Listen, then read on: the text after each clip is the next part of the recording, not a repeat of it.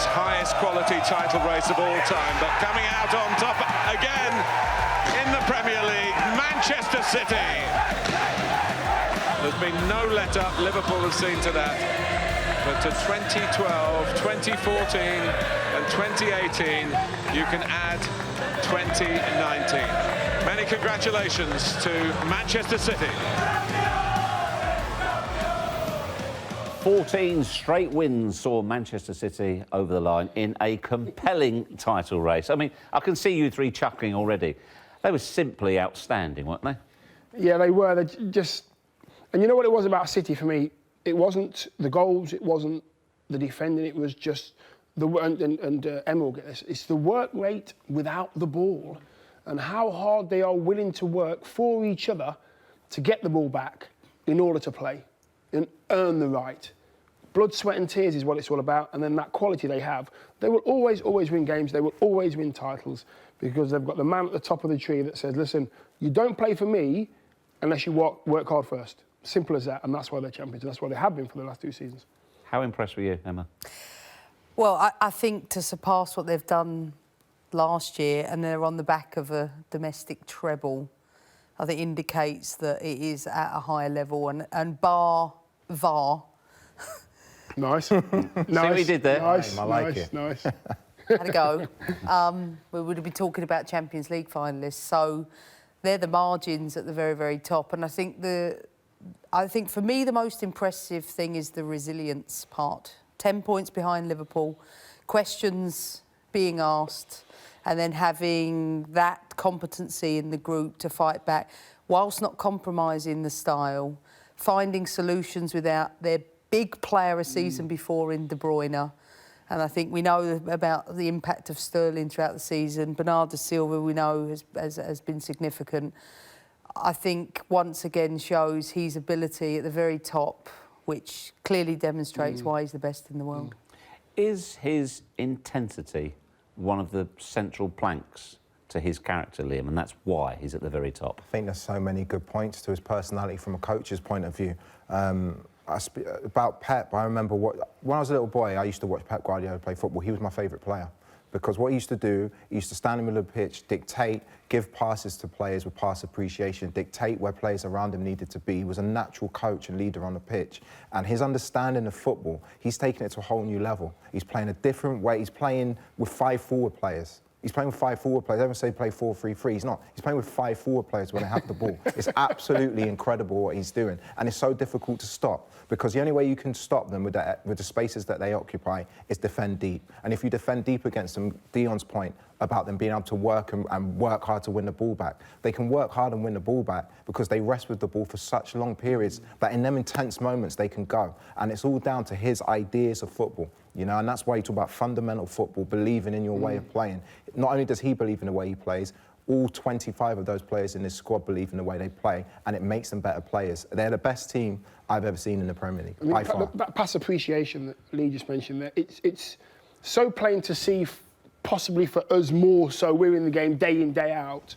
But the pass appreciation, what I think Lee means is that they pass the ball for each other. They don't pass the ball all the time to each other. They pass to each other when they have to pass to each other. Otherwise, they'll pass it for you, just to go on and run onto it. And it just makes it so much easier for the player to just carry on running, or the ball goes into their path, or it goes onto their left foot because he's got to strike it first time. It's just that appreciation that you'd probably get told off on the training ground for not doing that. Don't pass to his feet, pass it there. You know, pass it safe side, the defender's that side, your forward's that side, pass the ball that side. Just little things that are put... Detail. Yeah, little details, Details. Yeah. Also, as well, from being around the team and being around City this season, covering, which has been fantastic, you get the feeling those players have to perform to 100% maximum in training every single day. He doesn't care. If you score a hat-trick on the Saturday, if you don't put it in Tuesday, Wednesday, you won't be playing next Saturday. He could not be less interested. I want to transfer. Yeah. I want to transfer from not playing. And no, to true. get that level of... I mean, Mahrez yesterday, not started for 5 games. But he's not... It's weird because he doesn't care about the result. it sounds crazy. Bear with me. If they are 3-4-0 up, yesterday they're 4-1 up. I'm sat behind the dugout. They're 4-1 up, and I think David Silva might have given the ball away with 10 minutes to go, and he is absolutely furious. His team are on the verge of winning the title. They're 4-1 up, but he wants the perfect game played. He wants the perfect training session every day. And sometimes when you win games, you cut corners. It's easy as a coach. You win a game, oh, well, we didn't perform to our best, but we won, lads. Well done. Let's do the same next week. His high standards stay like that throughout. And the other thing about it is the players now, they have a big squad in terms of numbers, in terms of quality and players who can play in different positions. You know if you don't perform, you've got a world-class player ready to come and take your position. It's an absolute perfect storm he's got there. But somewhat chillingly for the rest, Emma, when we spoke to him yesterday, Pep, on the pitch at the Amex, he said, I know the others will get stronger next season, but we can get better too. Well, where can they get better? Well, I think the fact that he's turned the type of player that he looks at in the Premier League, often being players that were dismissed in the Premier League years ago. We talk about pass appreciation. This is a guy that values game intelligence and spaces. And those two things are not mutually exclusive, but they don't come ahead of things. They come ahead of the things that perhaps have been linked traditionally with the Premier League. Like, you've got to be big, you've got to be strong, you've got to be quick. For Pep's players, you've got to be quick in your mind, you've got to be very proactive, not reactive to things, whether that's regaining the football, whether that's finding the spaces in between lines. It's about higher intelligence. And I think that, as his starting point, means that the team, there will be a tactical evolution of such. From one year to the next, whether that's inverting fullbacks out of possession, to making sure the team is high and wide in all instances, that pin a fullback into their own half, to having goalkeepers that are equally adept with the ball at their feet, and their decision-making is such. I think what we will see is, again, another transformation. He sets the trends and he evolves football pictures in a way that is quite easy to actually understand once you've seen it, but to try to get into his brain in itself must be a mind maze. Yeah, and I think he's that exceptional, that he's a trendsetter at the way that he does things. I would imagine you're similar in regards. There's a point where I'm pretty sure Pep's team won 4 or 5, and there was, towards the end of the game, Raheem Sterling done a couple of flicks and a couple of back heels. Showboating. It was a little bit showboating. And he didn't say anything during the game. No. Coming off I the remember pitch, it, yeah. coming off the pitch. Yeah. You're probably the same, Emma. Yeah, you know, and coming off the pitch, he had a little word. You know, and we don't know what was said, but the body language spoke, you know, volumes. Don't take the mickey out the Respect. other team. Show respect. Respect them. Win the game with dignity. Win the game with dignity. And that, for me, is everything. Sterling was outstanding that night. Little flick round the corner, little back heel. Not having that. Don't do it. Don't take the mick out of the opponents. I thought it was really interesting as well that Pep said to us that, I mean, that's his 8th title now across Europe, and he said this is easily the one that has been the hardest. And in my mind, this has meant the most to me. Yeah.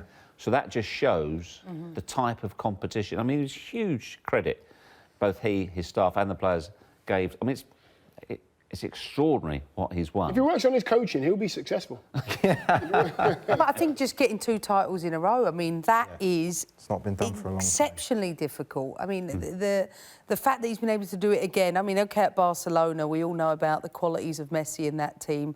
To Bayern Munich, with it being a 2-team league until that point.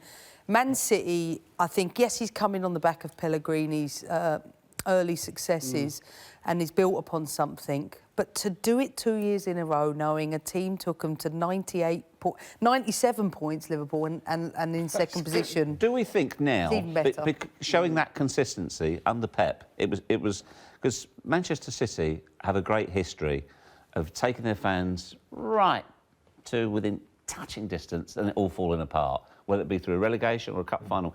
And the legend that is Joe Royle christened it City-itis. They've always got it in their locker. Has that now gone? Has Pep changed the culture of that club? Completely, but he's done it at every club. He has a big influence in the country that he's in. It's amazing. So he's in Spain, he's at Barcelona, who goes on at that time.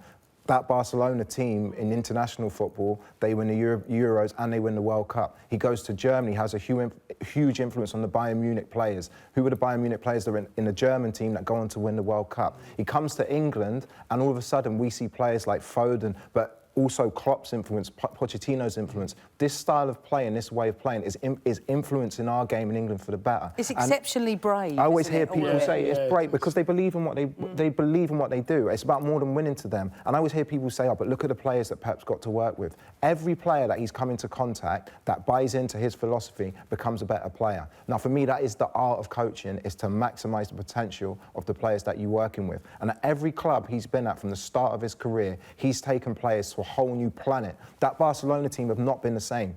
They've won things, but they've not been that same team that they were when he was managing them.